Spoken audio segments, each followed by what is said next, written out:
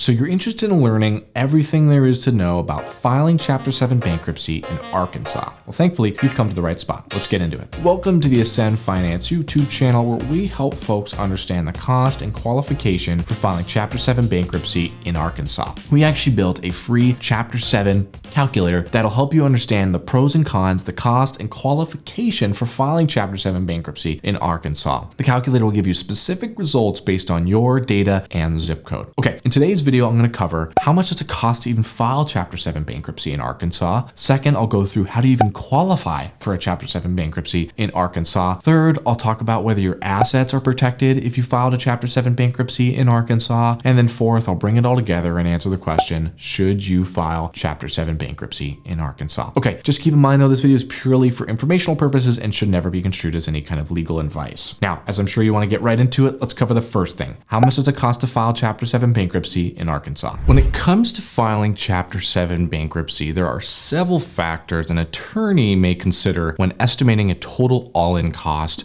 estimate to file. Now, to clarify, here's a few things that an attorney may look at when they're trying to determine how much they may charge someone for a Chapter 7 bankruptcy. First, it could be due to the complexity of the case. So the more complex it is, the more they may charge. Another one could be how urgent the person needs to file. Third, the years of experience the attorney has. So if they've been doing this for a long time, they may charge more than someone that just started filing. Now, fourth, the potential client's cash flow. Now, this is not always the case, but sometimes attorneys may charge less depending on the cash flow of the client they are help filing. And then five, the location. So it really is more state-based depending on where they're at, but sometimes it can get real granular depending where you are in the state, as they may charge more or less depending where you're at. Okay, so now that we kind of touched on a little bit of each of them, I want to go into each piece more in depth. So let's first look at the complexity of the case. So this is generally going to refer to whether or not you have any assets you like protected. So if the client has assets, it can sometimes take longer for the attorney to file the case. There's more work involved, all the above. Next, urgency to file. Whether you must file for bankruptcy within the next few days or months, an attorney may charge more or less depending on how long they have to prepare the bankruptcy. Third, the attorney's years of experience. This is one more of the more straightforward things, but if an attorney has been filing bankruptcies for a long time, they may charge more than someone that's just getting into their practice. So it really depends. Fourth, attorneys may consider a client's cash flow when charging a fee, right? So sometimes they may charge a smaller fee as a courtesy. Still, the average fee is usually charged regardless of the client's cash flow. Now, finally, the location. So this, like I said, is more relative to state versus state, as some states may have an average Chapter 7 fee of $2,000 versus another state at $1,200. Before moving to the next part, qualifying for a Chapter 7, if you want to estimate the cost to file for a bankruptcy based on your specific zip code, you can easily take our free Chapter 7 calculator that's actually linked below. It's 100% free and you don't even have to add an email address. Now let's dive into how to actually qualify for a Chapter 7 bankruptcy. So there's going to be three main factors to understand when determining your ability to qualify and file for a Chapter 7 bankruptcy. First is income, second is expenses, and third is assets. Each state has an income limit set for your household size, considered the means test income limit. Now, I'm going to put the income limit for the state on the screen, but keep in mind that the means test updates every so often. That being said, you can take the free calculator that's actually linked in the description below that